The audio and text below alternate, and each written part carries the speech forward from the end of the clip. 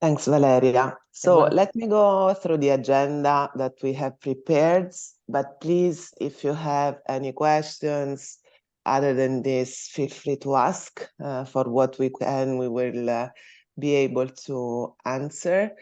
We have prepared a sort of background from where this COP28 comes from.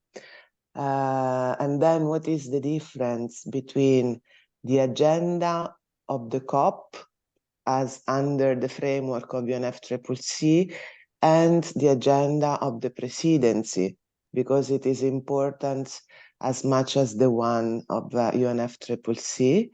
And then apart on what is the role of WFO, what we are doing, which embeds also what are the opportunities that we are coordinating to give to the whole farmer constituency. And then an in-depth on how to develop an advocacy strategy, planning for communication and outreach, and what's been developed for this year. We can move on, Valeria. So for those of you who have some unclarity of where we are, COP is the Conference of the Parties, where parties are the governments. And 28 means that this is the 28th session under which governments meet every year to discuss on solutions on climate change. And the framework under which they do it is the one of the United Nations, and then they call it Framework Convention on Climate Change, which was adopted in 1992. So that was the starting date, and from there a number of negotiations went on, also negotiations that failed completely, like for example the Kyoto Protocol. But luckily, in 2015 in Paris at COP21, parties managed to sign an agreement that was actually ratified even much more before the expected dates, with a very high number of member states, meaning governments around the world. So there is a strong commitment on the Paris Agreement, but the Paris Agreement, I must say, is a broad agreement. So starting from Paris in 2015, COP21, all the other COP meetings, including this one of this year, COP28, are focused or were focused in finding agreements among member states on how to implement the Paris Agreement. And this is the big challenge that we are all facing. So the negotiations are, let's say, developed under this framework. Then we are also having the presidency agenda. The presidency, what is the presidency? As you know, every year, COP is held under the responsibility or under the co-hosting of one of the countries. So the country that hosts the COP also expressed the presidency.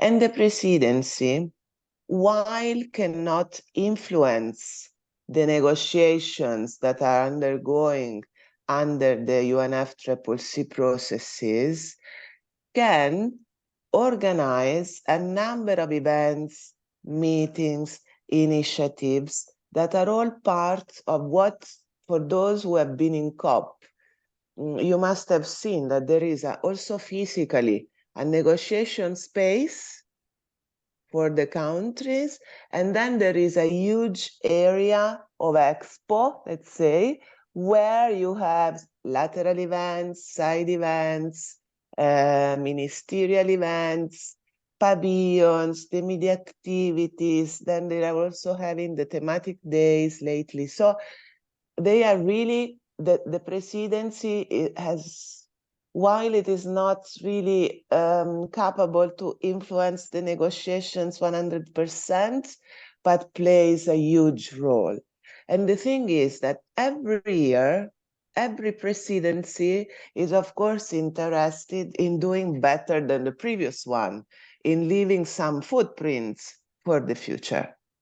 So what is the presidency doing this year? UAE, the United Arab Emirates. First and foremost, on 1st and 2nd of December, there will be a World Climate Action Summit. And this summit is particularly important because it will be 2 days of events represented at head of states. Countries will be here at head of state level, which means that while this summit is not really falling under the UNFCCC processes, will have a huge impact on what it will be decided in the negotiations. Then there will be a number of events of food systems, and I urge all of you to be aware of this and look for the events that are going to be organized. Then there will be a ministerial session on water and natural resource management. There is one huge initiative that influence the farmers, which is the Region Landscape Initiatives.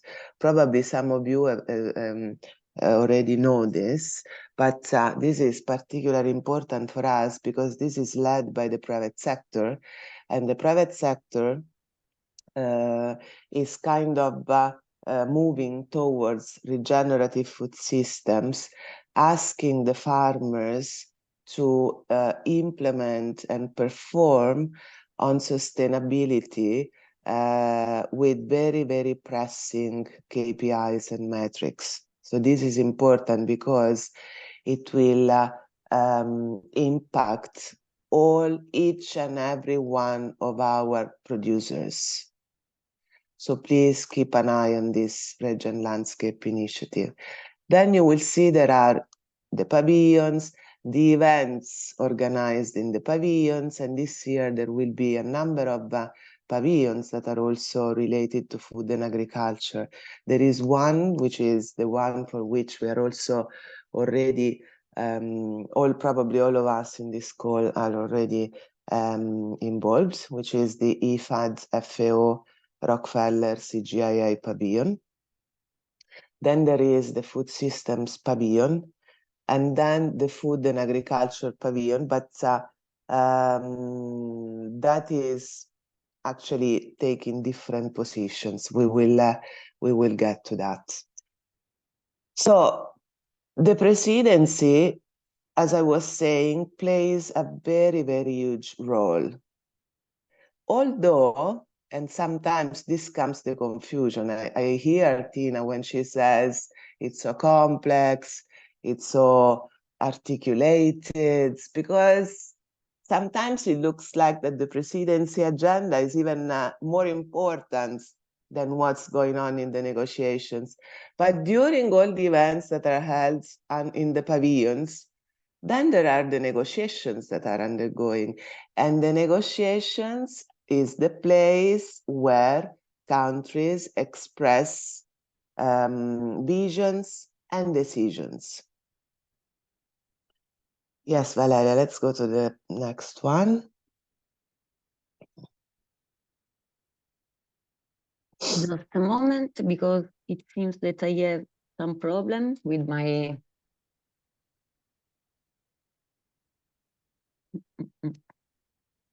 Doesn't go? No.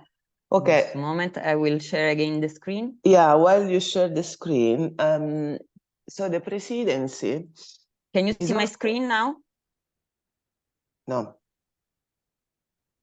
Okay. Not yet.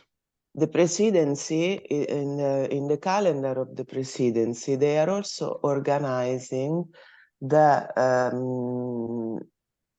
events that are being held in parallel with the negotiations. under thematic days. Thanks, Valeria, that's working. Under the thematic days, some thematic days. And here you can see the calendar. So the 30th of November is the opening of the full event, is the opening of negotiations, everybody arrives, etc. Then you have the World Climate Action Summit. As I was saying, this is the Leaders Summit. This is where countries are represented at the highest level, much more than the negotiations, I must say. Then you have a number of thematic days. Most, if not all of them, concern agriculture. However, the 10th of December is the day fully dedicated to food, agriculture, and water. And here there will be a number of events organized by the presidency and all the non-state actors to foster the role of agriculture and food in climates. And then you have a number of cross-cutting themes, as you can see. There is technology, inclusion, frontline communities, and finance. One thing I would like to draw to your attention is frontline communities, which is one of the levers of the full presidency agenda, is basically the farmers. So I don't know who of you, probably Tinashe, you remember how much we were fighting to have agriculture on the agenda, farmers on the agenda. Now we are to the point where farmers are on the agenda, but we must be sure that we are there in the best way, because now what's going on around our stakeholder mapping is that the private sector, and when I say the private sector, I mean the multinational companies, are taking a lot of space also in the political negotiations.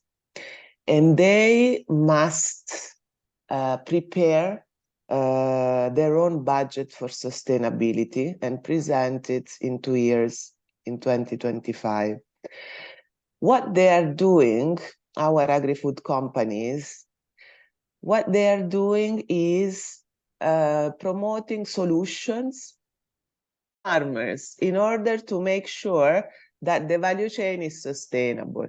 So instead of saying we will intervene in our industrial processes and reduce greenhouse gas emission at the level of industry, what they are doing is to pretend to find solutions for the farmers.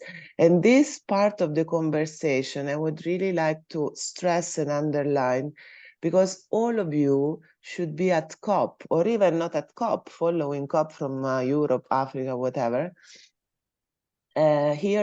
listening to the events and conversations under this length, because this is going to have a huge impact on our communities. So the fact that multinationals are pretending to find solutions for the farmers and have the farmers buy in is very dangerous for us, because we don't have the possibility to negotiate and provide farmer solutions, to co-create solutions, which is what we really would like to see. So this is something that we'd like to flag. Yes, Valeria. So what is WFO doing? And in all what I say, of course, you may read it as an opportunity for your own organizations as well. This year, the delegation that we are going to facilitate at COP will be composed of more than 80 farmers over the 2 weeks. And what we are doing is also working in conjunction with our regional farmers organizations to make sure that everybody has access. That's why Baba Femi told you before, let us know, because we are not we don't want to leave people at home. As much as we can, we want to do it. Then we are going to have an official side event on the 6th of December, and we are going to have an exhibition booth. Unfortunately, the exhibition area this year for the NGOs or farmers, civil society, is very far away from the negotiation space, but still, we are going to have that. So you can also come and make networking there, because it will be also a little space for meeting people and other organizations. Then what we are doing is to activate our partnership network and relevant institutions to see where we can have opportunities for the farmers to speak. And this is mostly in the exhibition area, so in the pavilion. So we are working on that already, but most of this will develop while we are there. So one thing I would like to recommend to all of you who will be in Dubai is please join the daily morning meetings, because every day we will see what the opportunities are, and we will split the farmers' constituency according to the opportunities, the interest, and also the expertise. So if there is an event where we need someone who has to speak about, I don't know, the financial part of climate change, we also need a farmer representative of our farmer who is able to do it. So please join the morning meetings, because that is the place where the constituency will be set up for the full day. This year, we are also taking to Dubai the students of WFO gymnasium program, which is the program we have for training young farmers, and there will be almost 20 young farmers participating in COP. And as many of you know already, we are working with the other farmers organizations in the IFAD Farmers Forum to develop position and a roadmap for family farmers and climate action, which is not going to end in Dubai, but actually Dubai is the starting phase, and the roadmap also foresees that we will join hands in coordinating the family farmers' voice beyond COP28, also including the processes on biodiversity and nature. Thanks, Valeria. Then, within the presidency initiative, there is also an opportunity to be involved in the so-called non-state actors group. What is the non-state actor group?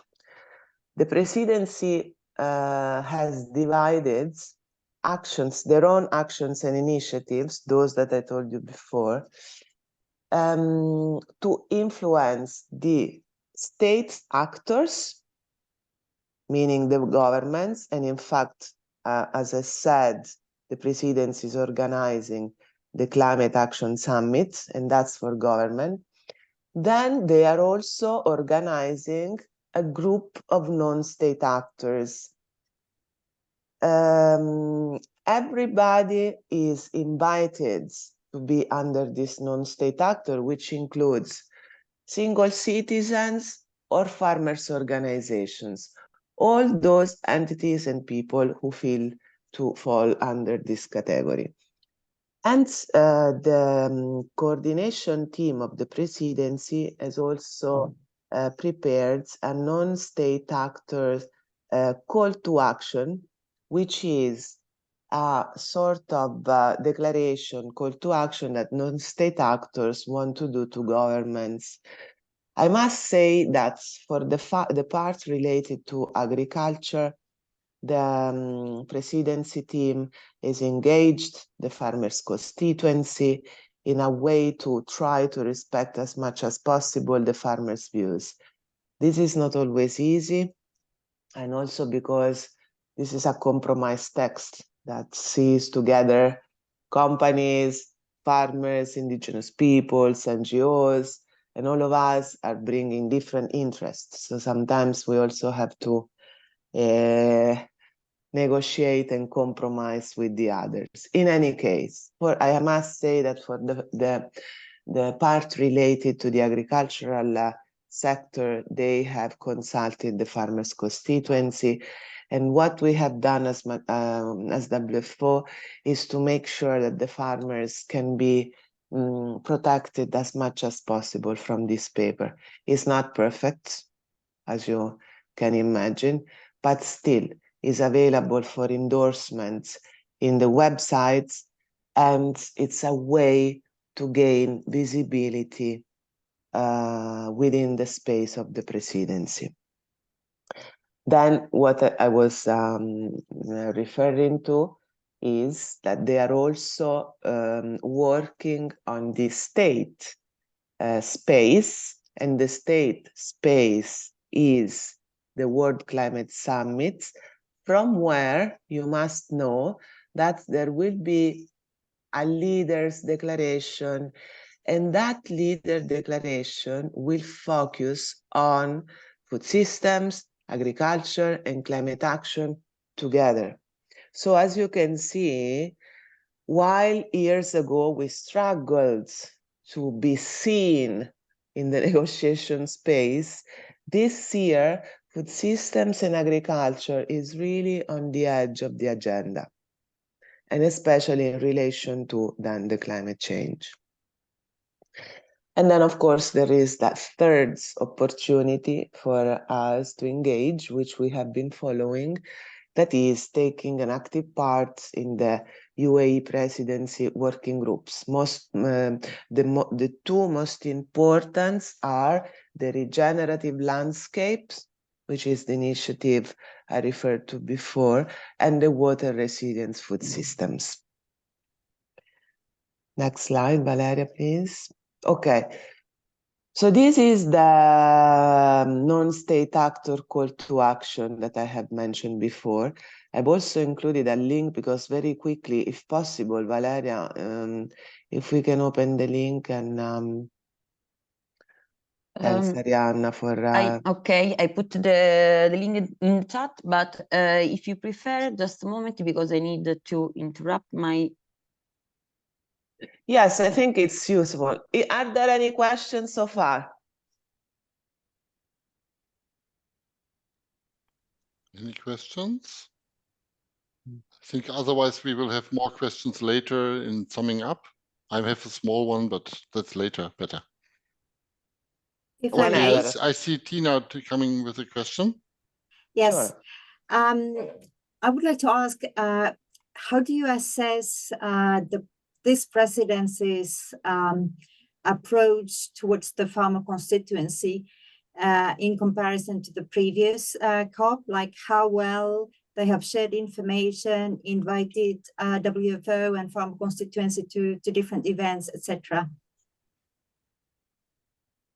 They were much more active in this sense, Tina. I must say that they haven't contacted WFO only. WFO was contacted as coordinator of the farmers' constituency. But what they have done is also contacting other farmers' organizations, for example, PAFO, EAF, AFA. I know that Esther and Elizabeth have been invited to participate in many of the pre-summit events. Elizabeth and Simadala has been invited to represent the farmers at the World Climate Action Summit. They have been very active in involving the farmers' organizations, much more than the Egyptian presidency.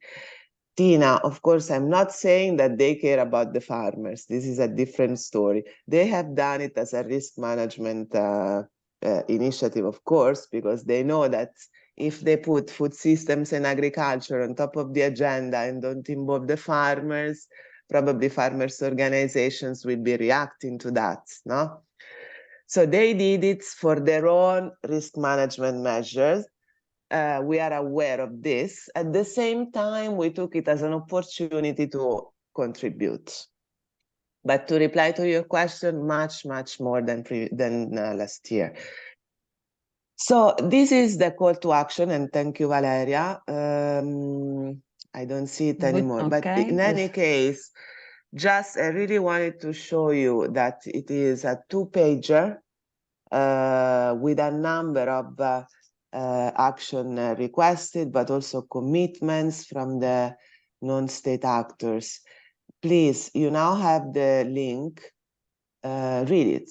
And if your organization is interested and recognizes the mandate, you can also endorse it. As I said, it's not a perfect paper for us, but still a very good compromise, which may be improved. But it is also an opportunity for visibility, at least under the presidency agenda. Okay, we can move on with the presentation.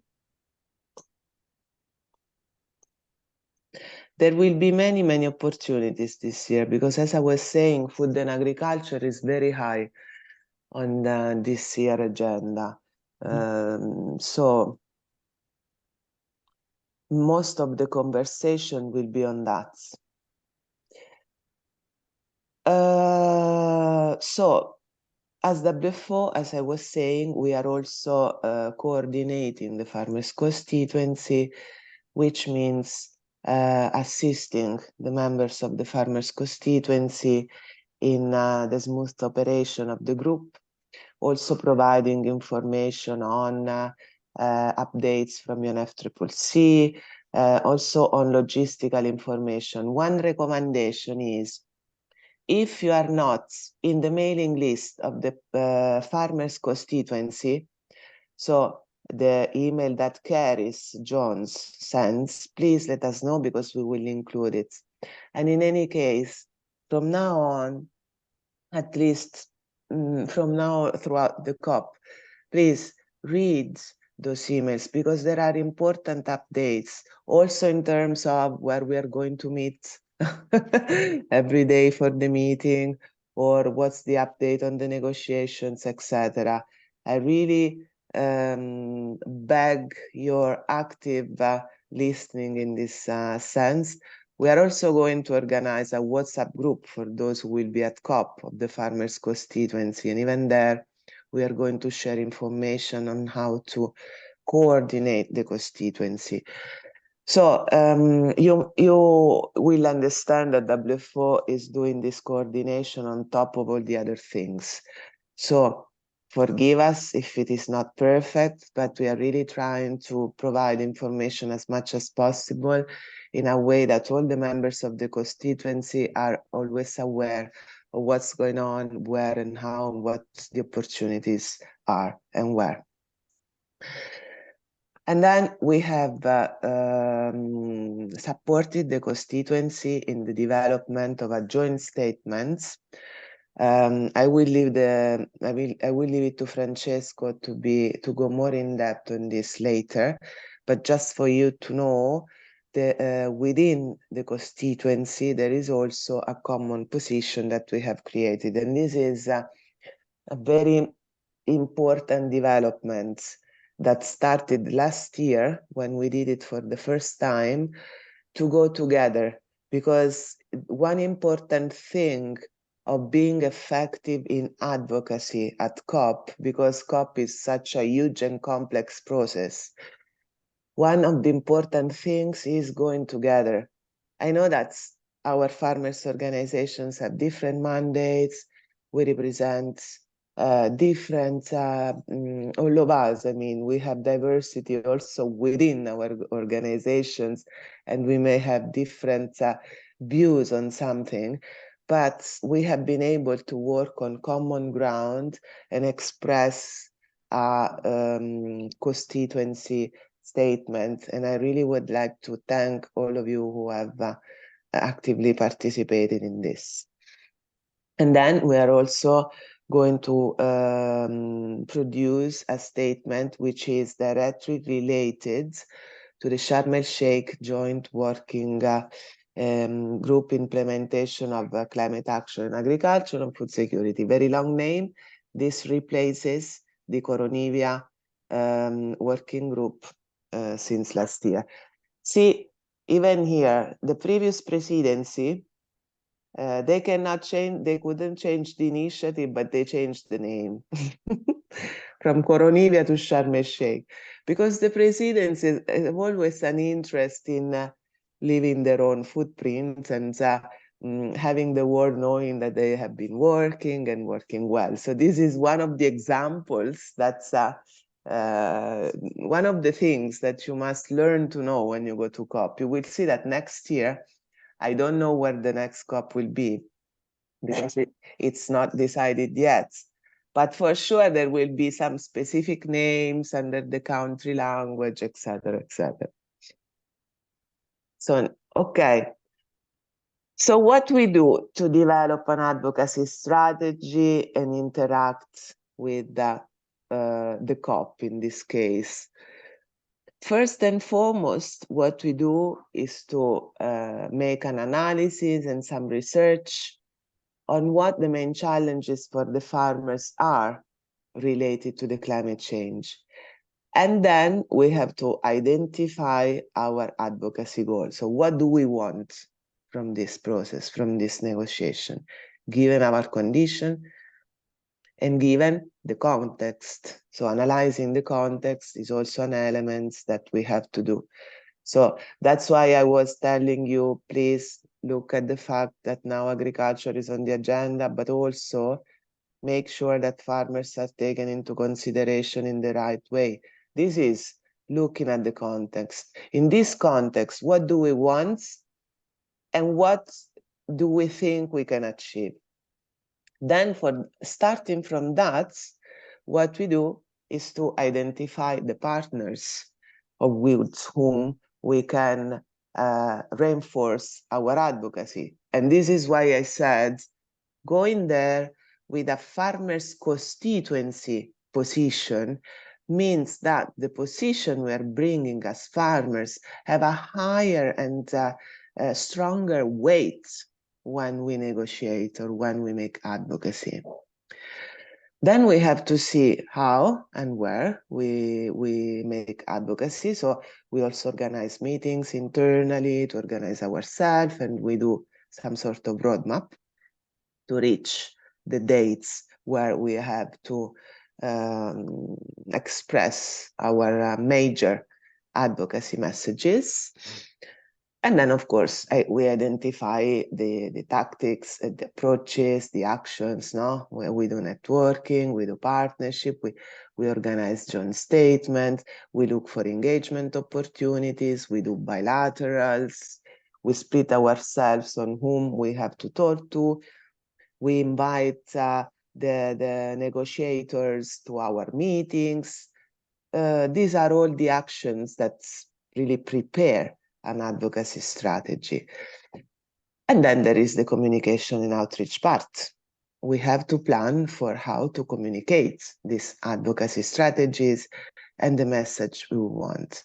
At the end, all of this, it is evaluated, meaning what has worked, what do we have to improve for next year?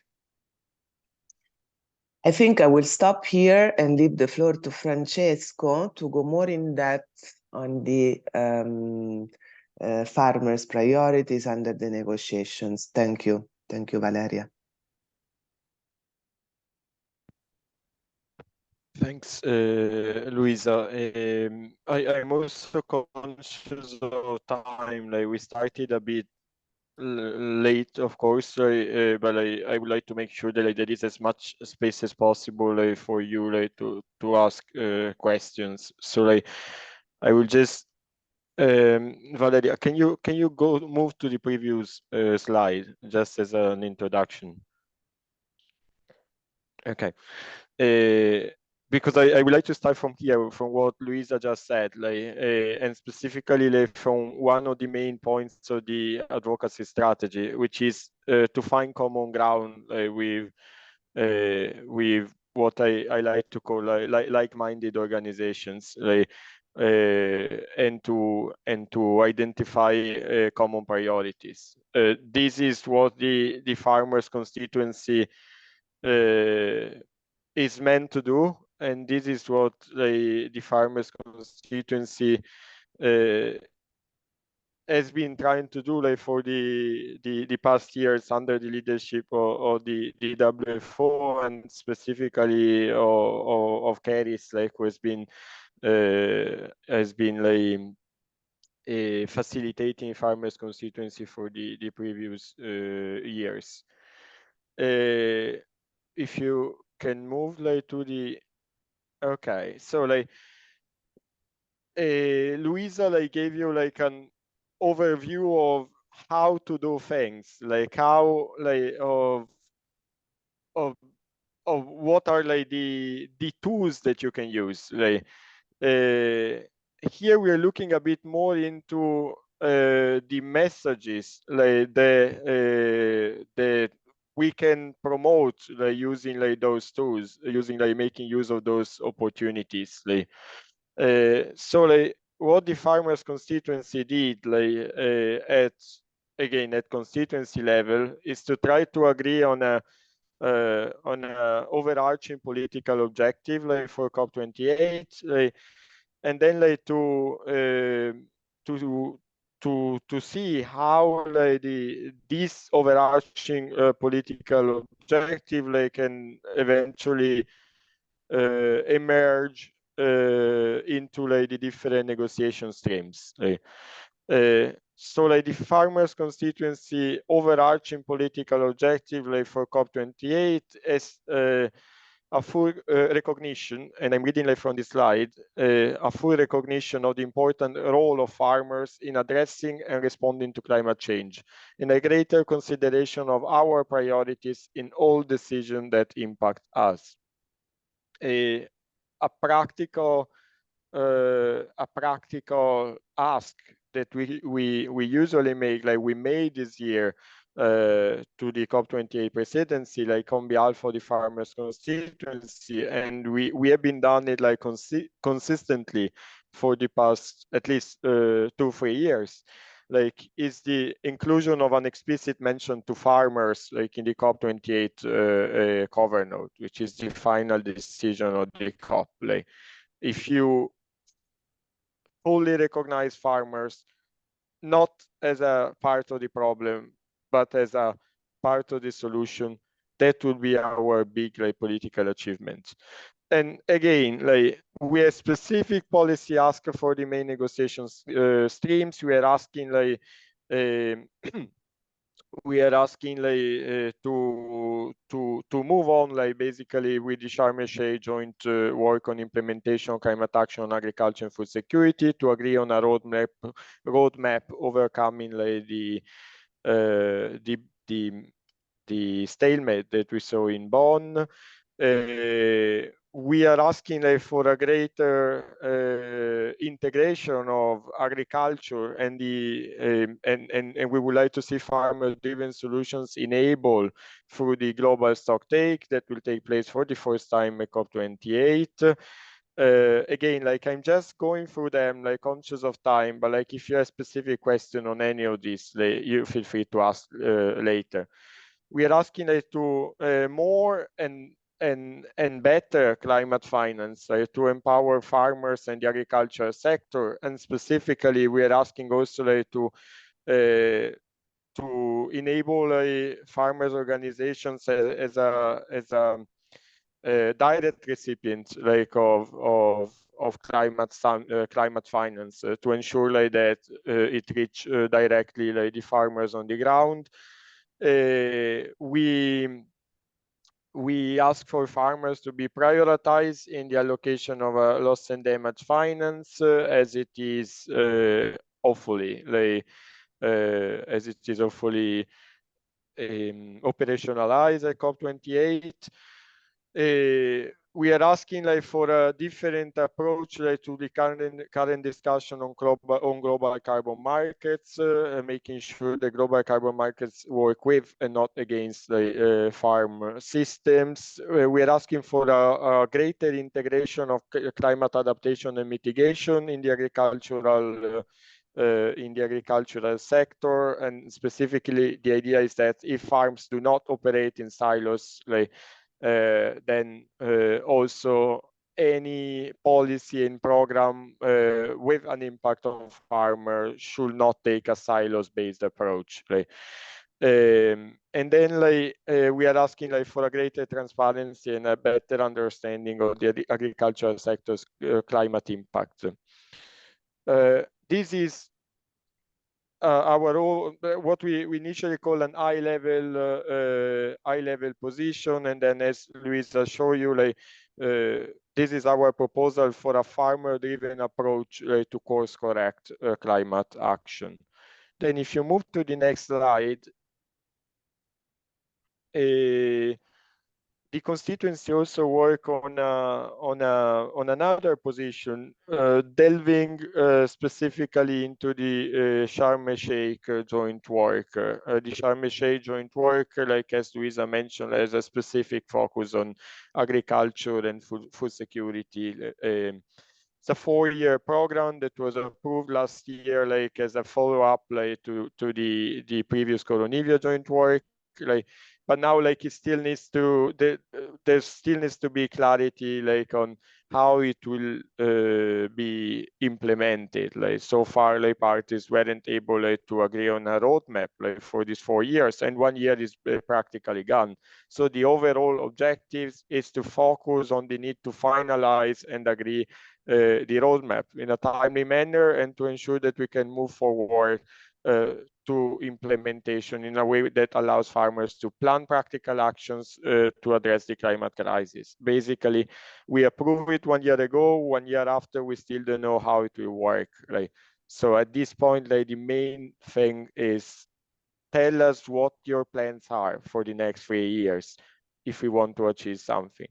We propose 3 topics for discussion within this Sharm el-Sheikh joint work, with one focusing specifically on finance for implementation, one on the role of innovation, and one on the concept of just transition, exploring the idea of just transition in the context of agriculture and food systems.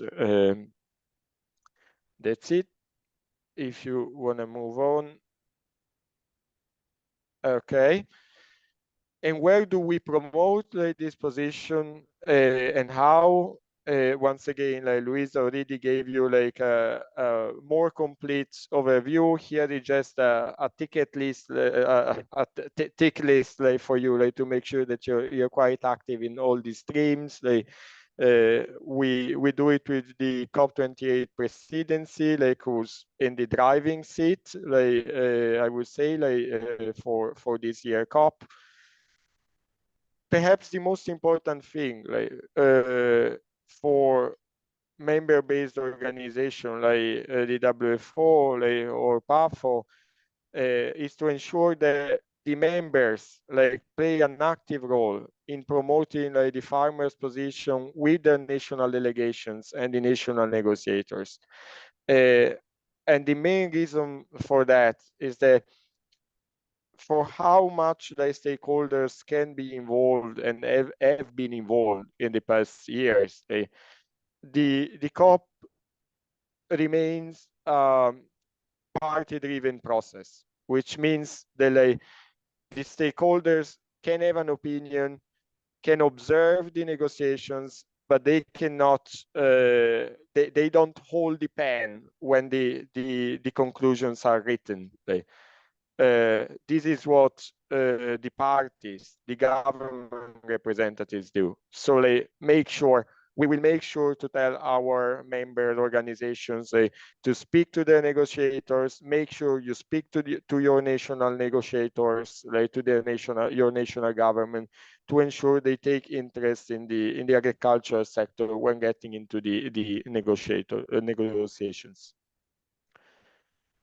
and that's the fourth relevant event that like you should where you should promote again like your own key messages and like the farmers joint position, the UNFCCC negotiations, the COP28 thematic program that Luis already explained like quite in depth. Like, again, also here I put a spotlight on these 2 days, in particular the 9th of December, Nature, Land Use and Oceans Day, and the 10th, Food, Agriculture and Water Day. And then COP28 official side events, and what is happening then in the pavilions. When you look at the side events, like, look at those who are organized by other farmers organizations, look at those with a focus on agriculture and food systems. Those side events where you can possibly go there to support or go there like to bring in a different perspective when agriculture, when discussions on agriculture and food system take place without farmers on the panel and without farmers around the table. Like, so if you are there in the audience, you can bring your voice. Like, and finally, I also, I mean, I know like this PowerPoint will be shared with you. I added like some link to these main events taking place on the sidelines of COP28 in Dubai. There is a World Agri-Tech Innovation Summit from the 4th and 5th of December, if I'm not wrong, an Agri-Food System Summit on the 8th, a World Climate Summit on the 7th and the 8th. So it's an opportunity to have the whole climate community, including a strong component of agriculture, food and agriculture community in Dubai, in the same place, and it's the best place to make sure your perspective is heard. Back to you, Valeria. Oh, that was just a screenshot on how to browse the schedule, very practically. There is a COP28.com schedule section. You can look at the daily program of the official COP28 presidency events, or you can choose a specific theme. This is besides the agricultural day being held on the 10th. Thank you, Francesco. Now it is my occasion for all of you to know how communications and outreach can reinforce our advocacy at COP28 and beyond. As mentioned by my colleague Luisa, if you remember the slide that we shared, communication is one of the steps, so the fundamental steps for developing an effective advocacy strategy. And communication and outreach is for sure a crucial piece in this effort. But first of all, as every strategy, we need to understand and identify which goals we want to achieve. And for sure, what we want to do and what you should do as a farmers organization. Your communication and outreach should aim to positioning farmers as key actors in the global climate debate and then in climate action, raising awareness of the farmers' vital role in addressing and responding to climate change, and amplifying their voice and the voice of your organization at COP28. Also, my colleague, Francesco, when mentioned about the common priorities for the farmers' constituency, mentioned the fact that we need to promote these key messages and joint position, and every engagement opportunities you identify is the perfect occasion for you to advocate for farmers' priorities. And what about the strategy? What about the strategy that we at WFO we are implementing? And first of all, securing farmers and your members then and your organization have prominent visibility during COP28. Amplifying their active participation in relevant official panels and official roundtables and not, as my colleague Francesco mentioned, there are lots of relevant events within COP and around COP, including other relevant events like the Agri-Food System Summit or the World Climate Summit and so on. And then expand the outreach of farmers' common priorities and farmers' common messages at COP28 and beyond COP28. But now we need also to move to action.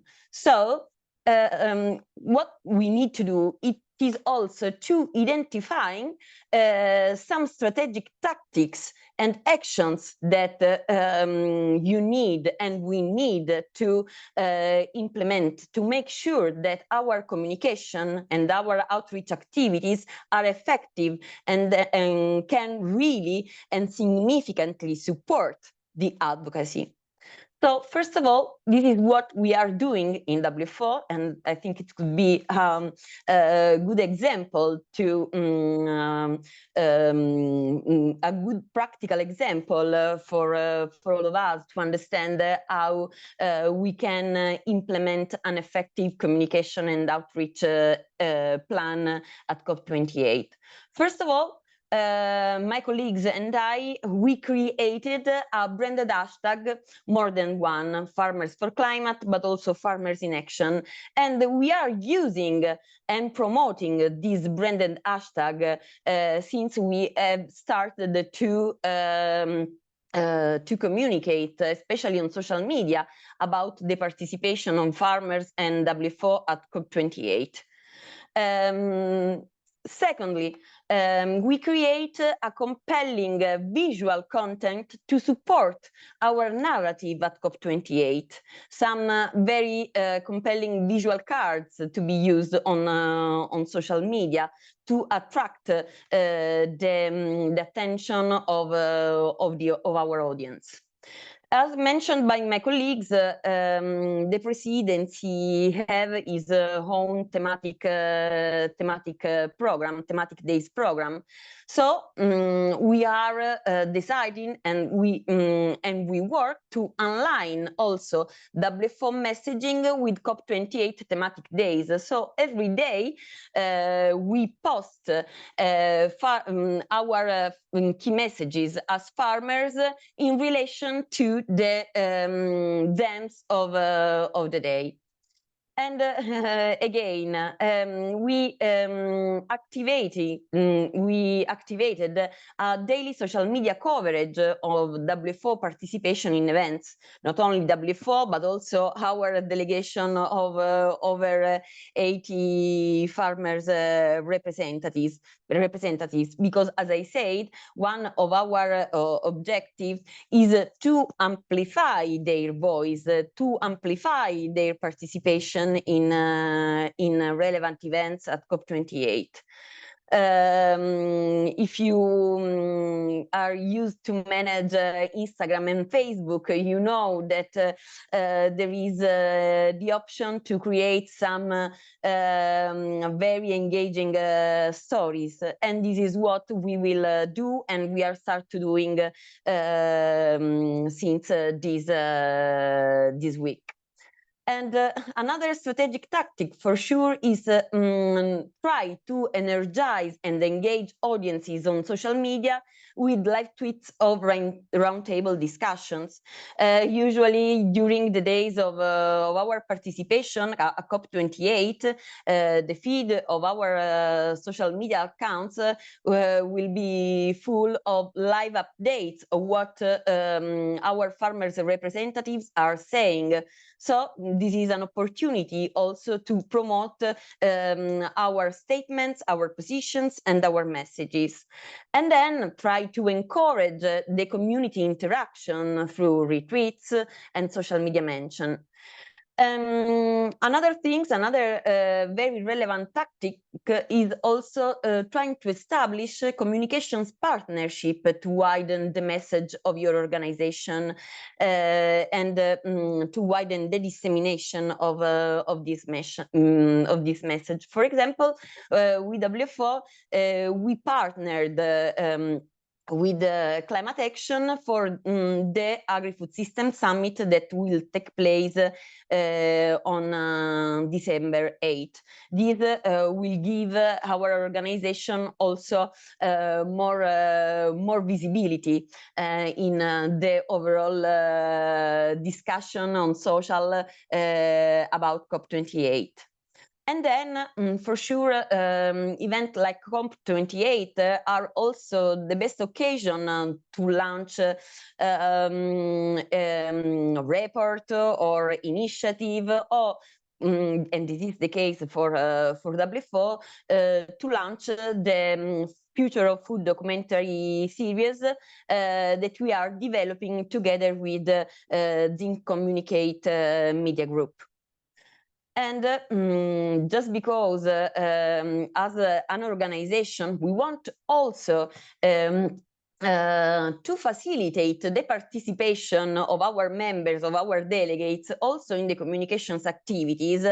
To empower them, we have collected a media pack for the WFO delegation to streamline the communication engagement, but also for them to can promote their presence at COP28, as well as promote through their social media accounts, personal social media accounts, the position of the common position of the farmers that we talked also with Francesco.